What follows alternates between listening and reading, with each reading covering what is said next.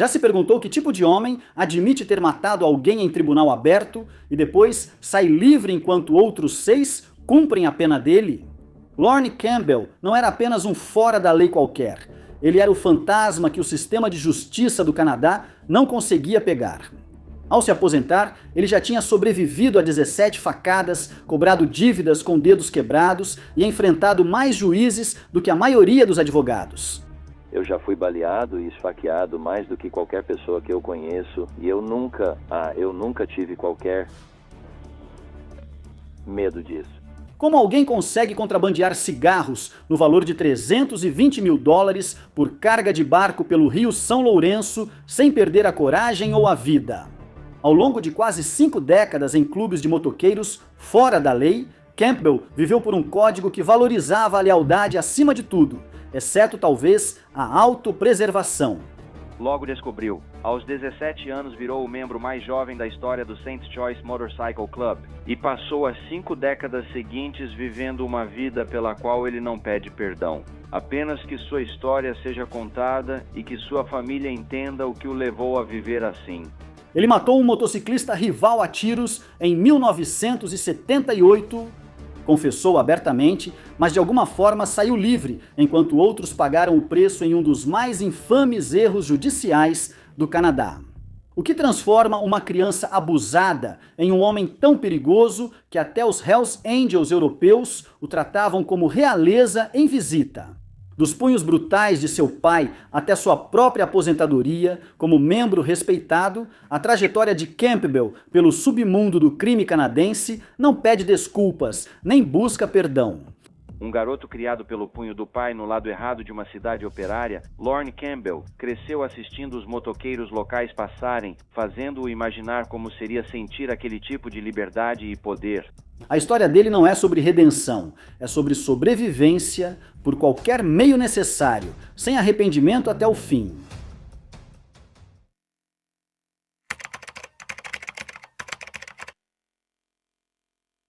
Como se cria um monstro? Comece com os punhos de um pai e termine com um sistema que não se importa. Lorne Campbell entrou no mundo em 2 de setembro de 1948 em Whitby, Ontário. Mas o calor da infância era algo que ele mal conhecia. Seu pai, um veterano da Segunda Guerra Mundial do regimento Lorne Scots, tinha um histórico militar com 4 condenações por deserção e punhos. Era assim que ele se comunicava na maior parte do tempo. O velho achava que meninos deviam ser forjados à força para virarem homens, aplicando essa filosofia no rosto, nas costas e no espírito do jovem Lorne. Eu cresci de forma difícil, cresci no que eles chamam de favela em Oshawa, lá no sul, 10. Apanhei muito na infância.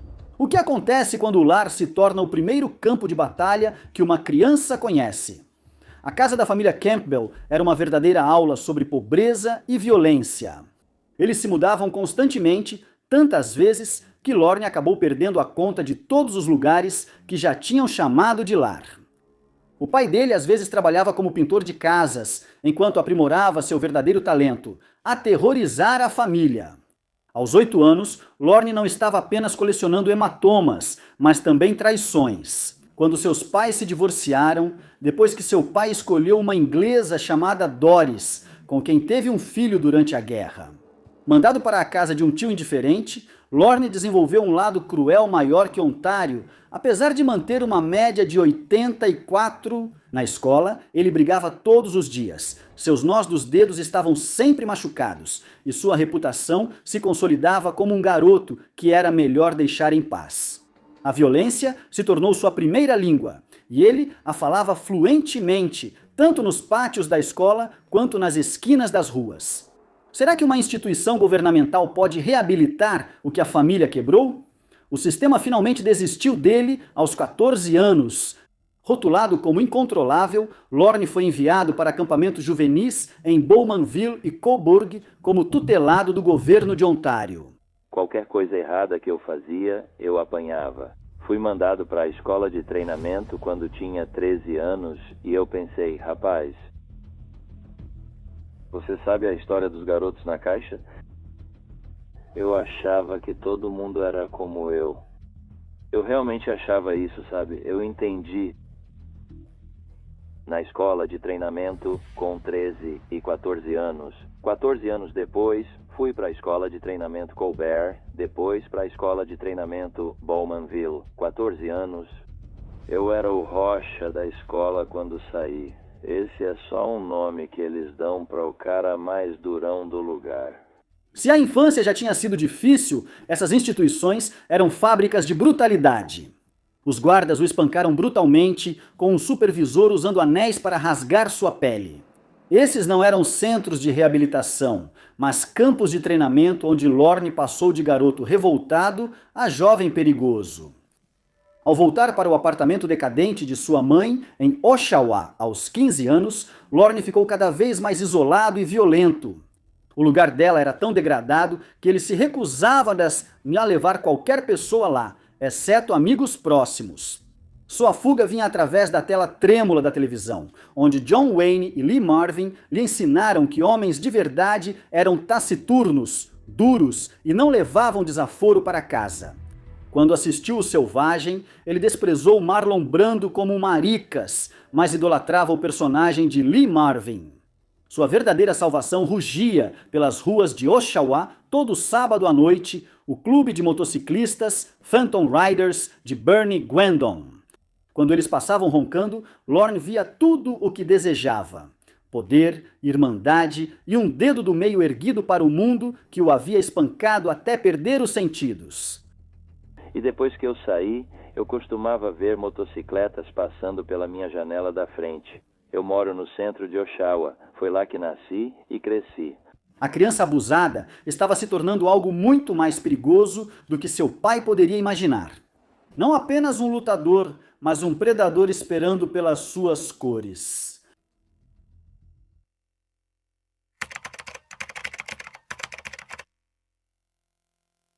Ei, irmãos, cansados das besteiras e da censura do YouTube, é hora de se libertar. Por isso fui para o Patreon, onde posso oferecer o conteúdo cru e sem censura que vocês querem. Venha para o Patreon e ganhe um pacote insano de vantagens. Acesso antecipado exclusivo a todos os vídeos, dias antes do YouTube, experiência de visualização 100%, sem anúncios, discussões comunitárias, sem censura e sem restrições, o dobro de conteúdo. 2 vídeos incríveis por semana, acesso VIP, contato direto comigo, informações privilegiadas e atualizações exclusivas do mundo dos motociclistas que você não verá em outro lugar. Pronto para se juntar à Elite? Clique no link do Patreon agora. Seu apoio nos mantém na estrada e impulsiona uma revolução de conteúdo sem censura ou restrições. Junte-se agora e desbloqueie um mundo de benefícios exclusivos. Como é a liberdade para um garoto que nunca a conheceu? Para Lorne Campbell, de 17 anos, em 1965, ela usava um colete de 3 peças e cheirava a óleo de motor. Enquanto muitos adolescentes pensavam no par para o baile, Campbell quebrava dentes no porão de Bernie Gwendon. Os Phantom Riders tinham se fundido recentemente ao Satan's Choice Motorcycle Club, e Campbell estava determinado a conquistar aquele cobiçado colete. Que melhor maneira de se apresentar do que esmagando o rosto de outro homem até virar polpa? Guindon comandava o que chamava eufemisticamente de clube de luta no porão de sua casa em Oshawa. Pense menos em Brad Pitt filosofando e mais em dentes deslizando pelo concreto. Eu fui até a casa do presidente e lutei com um cara. Fiz isso 20 anos depois, está no livro, e eu não quero revelar o que está no livro. O porão dele era montado como um ringue de boxe, então eu fui até Bernie e eu não o conhecia. Já conhecia alguns dos outros caras pela minha família. Campbell venceu 2 lutas brutais de boxe naquela noite, impressionando Gwendon o suficiente para patrociná-lo pessoalmente. Assim, Campbell se tornou o membro mais jovem de todos os tempos do Satan's Choice, ostentando uma tatuagem. Lendo a arte suave do karatê em caracteres japoneses, provavelmente a coisa menos suave sobre ele. Eu não sou membro de nada e naquela noite me pediram para entrar para o Satan's Choice. Eles não sabiam que eu tinha 17 anos, eu sabia, mas naquela noite, por causa disso, e é isso em resumo o que aconteceu. Como um homem justifica a violência quando ela se torna seu pão de cada dia? Eu nunca defendi isso, mas acabou se tornando o mantra dele. Mesmo assim, de alguma forma, ele conseguiu ter uma filha chamada Janice com sua namorada Eleanor em 1967. A paternidade, porém, não reduziu seu apetite crescente por violência. Em 1972, Campbell concluiu um curso de desenho técnico no Durham College, mas abandonou os estudos quando Satan's Choice o nomeou sargento de armas do capítulo de Oshawa. Sua descrição de trabalho era simples: impor disciplina por quaisquer meios necessários. Ninguém questionava suas qualificações. Eles já tinham visto do que seus punhos eram capazes. É possível escapar da sombra do seu pai quando você se tornou o espelho dele? 2 anos depois, à medida que a responsabilidade da paternidade restringia seu estilo fora da lei, o relacionamento de Campbell com Eleanor implodiu. Ele perdeu a guarda de Janice, admitindo mais tarde: "Eu não fui cruel com minha filha, mas fui abusivo com a mãe dela." A maçã não caiu longe da árvore do pai dele e, além disso, desenvolveu espinhos venenosos. No mesmo ano, Campbell descobriu sua verdadeira vocação: cobrança de dívidas para a máfia.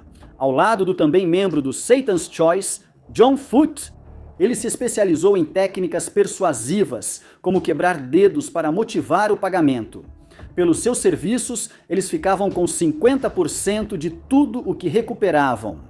Os negócios prosperaram porque Campbell trazia um entusiasmo incomparável para o seu trabalho. Quando os clientes reclamavam de seus métodos, Campbell permanecia impassível. "Eles não são pessoas inocentes", ele argumentava com uma clareza sociopata. "Eles escolheram estar nesse mundo." A ironia de que ele também havia escolhido esse mundo, embora moldado pelos punhos do pai e pela brutalidade institucional, parecia passar completamente despercebida por ele. Enquanto a vida profissional de Campbell prosperava em meio a sangue e ossos quebrados, sua vida pessoal se assemelhava aos destroços que ele rotineiramente deixava para trás. Com relacionamentos em frangalhos e a violência como sua única companheira confiável, ele se acomodou confortavelmente no monstro. A sociedade que ajudou a criar parecia alheia ou indiferente ao fato de que ele havia se tornado exatamente aquilo que mais temia.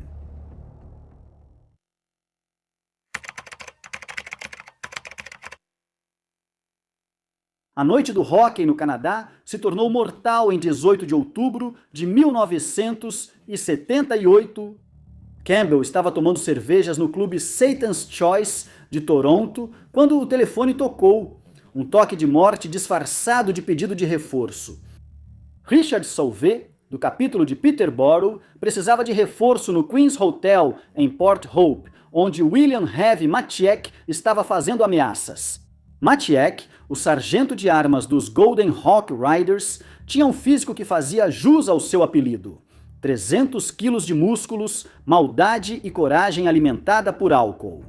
Ele também guardava um rancor de 2 anos contra Campbell, que já o havia humilhado em uma briga de socos. Mas o que acontece quando 2 arsenais ambulantes se chocam em um bar lotado? Campbell e 5 membros do Satan's Choice chegaram ao Queen's Hotel pouco depois das 22 h. Lá dentro, um Matiek bêbado estava exibindo sua arma de fogo, se gabando de ter 9 amigos com ele. Código dos motoqueiros para balas. Quando Campbell se aproximou, Matiek foi pegar sua arma. 3 tiros foram disparados. A primeira bala atravessou o pescoço de Matiek, a segunda penetrou em seu crânio e a terceira saiu desgovernada, atingindo outro homem. Assim, a chegada se transformou em uma estatística. Ao invés de fugir do país ou destruir provas, Campbell comemorou sua pontaria no Cadillac Hotel, seu bar favorito em Oshawa. Nem tudo é organização criminosa. Uma coisa engraçada com Lauren foi que ele disse que a escolha de Satanás era, em parte, crime, mas não crime organizado, como se discordasse. A palavra organizado.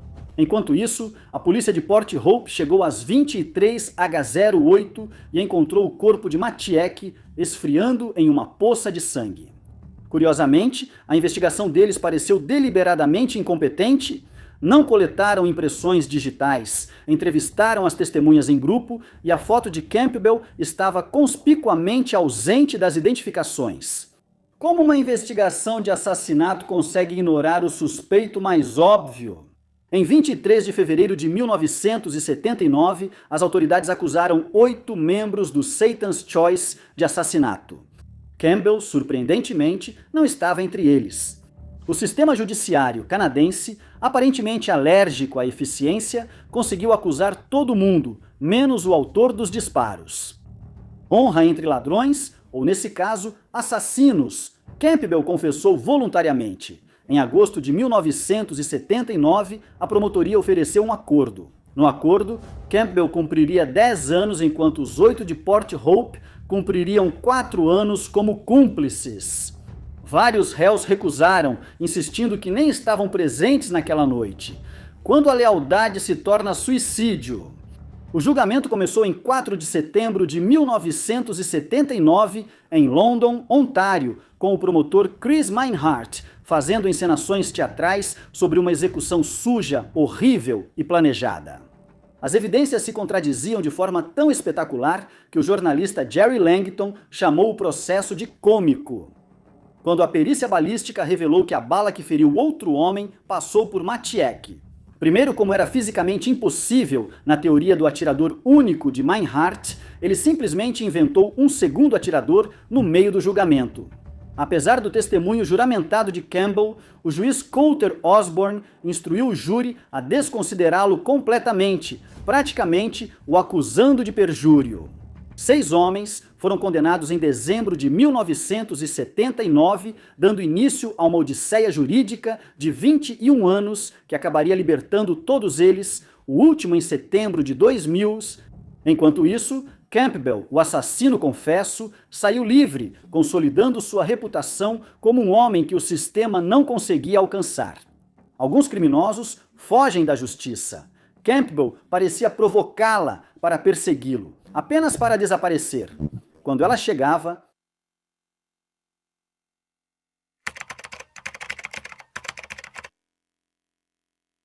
os anos 1980 chegaram com força, com Campbell surfando em sua invencibilidade jurídica. Enquanto a maioria dos assassinos se esconde dos holofotes, ele apostava ainda mais na própria notoriedade, aceitando um emprego como segurança em uma agência de strippers. Sua lógica distorcida equiparava motociclistas e strippers como forasteiros da civilização normal. Essa pérola filosófica certamente merece estar ao lado de Sócrates, se Sócrates cobrasse dívidas com um taco de beisebol. Dia dos Namorados de 1983 não trouxe rosas, só algemas. O amigo de Campbell, Ricardo Smutley Smith, virou informante e o apresentou a um policial disfarçado de traficante. As acusações resultantes pareciam uma lista de desejos de um criminoso. Vender $3.200 em cocaína, comprar explosivos com intenção de causar dano, 3 acusações de confinamento forçado e tentativa de assassinato, por quase espancar Patrício Tulip Roberts até a morte depois que Roberts incendiou a sede do clube em Toronto. Qual o sabor da traição vinda da própria Irmandade? Em maio de 1983, Campbell deu entrada na instituição Millhaven, o principal resort do Canadá para os inclinados à violência. Lá, ele conviveu com os irmãos Camiso, realeza da máfia, condenados com base no testemunho de um matador do Satan's Choice. Essa ligação constrangedora quase custou a vida de Campbell quando ele provocou Rocco Remo Camiso com comentários sobre problemas internos. Nada representa melhor a diplomacia na prisão do que provocar a máfia. Após 14 meses, as autoridades o transferiram para a instituição Collins Bay, de segurança média, onde Campbell, sempre oportunista, se converteu ao budismo. Não por iluminação espiritual, veja bem, mas porque exigia uma dieta vegetariana, o que significava uma comida melhor na prisão. Mesmo atrás das grades, Campbell manipulava o sistema. Até onde um homem vai por uma refeição decente quando está cercado por concreto e aço? Durante toda a década de 1990, Campbell alternou entre a prisão e a liberdade, eventualmente se tornando presidente do capítulo de Oshawa, do Satan's Choice. Sabe, eu passei anos na prisão, isso é um fato, eu cumpri anos na prisão. No final da década, ele e Bernie Gwendon ficaram insatisfeitos com os novos recrutas. Campbell lamentou a falta de retaliação por incidentes violentos. Com toda a decepção de um professor cujos alunos não fizeram o dever de casa em tortura.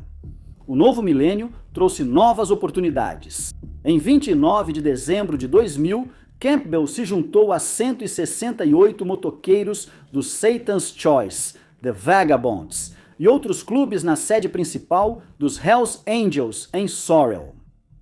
Em uma histórica cerimônia de integração, a Grande Toronto passou de 0 capítulos dos Hells Angels para ter a maior concentração do mundo. Campbell trocou o patch do Satan's Choice pela caveira, tornando-se presidente do capítulo de Sudbury.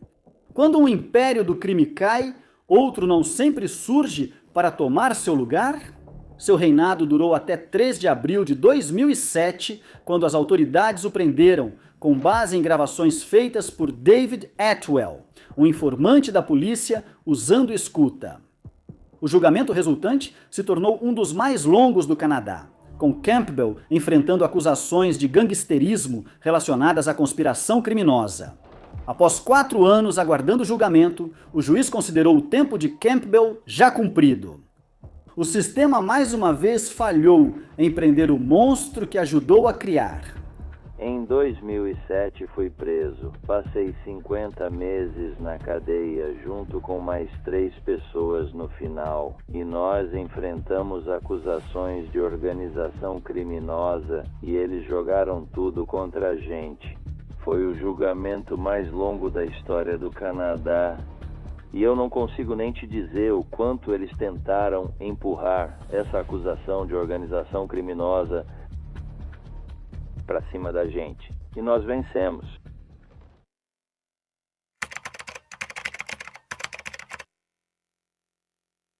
Junho de 2011. Campbell se aposentou dos Hells Angels como um membro em boa situação. Um eufemismo mais ou menos equivalente a dizer que Genghis Khan teve uma carreira bem-sucedida em expansão territorial. Por 46 anos ele andou com clubes fora da lei, deixando para trás um rastro de ossos quebrados, celas de prisão e vidas destruídas.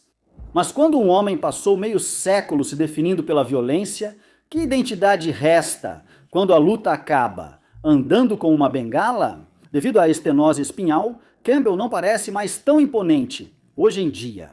O tempo, esse grande igualador, conseguiu o que inúmeros inimigos e o sistema de justiça canadense não conseguiram: desacelerá-lo. No entanto, por trás do exterior envelhecido, ainda existe a mesma postura sem remorso que dá nome às suas memórias: irrependido. Irrependido e esta vida que você viveu. Ah, eu odeio esse título. Fui eu, Piotr, aquele idiota. Eu esperava por ele quando ele não estava olhando. Eu adoro o título porque quando você olha para o livro, espero que as pessoas vejam todos os aspectos da minha personalidade. Trabalhando com o jornalista Peter Edwards, em 2013, Campbell ditou a história da sua vida com uma franqueza brutal, mas sem nenhum remorso. O livro parece um confessionário, mas sem a parte da confissão, só pecado, sem contrição. Enquanto a maioria dos autobiografistas tenta suavizar seus piores momentos, Campbell destaca os dele com uma espécie de orgulho perverso. Seu raciocínio sociopata ignora qualquer arrependimento pelas pessoas que ele feriu durante seus dias cobrando dívidas. Vendo essas pessoas apenas como participantes do mesmo jogo que mereciam tudo o que aconteceu. Eu tenho senso de humor, mas na época em que eu era bem duro e cobrava dinheiro, eu era uma pessoa rígida.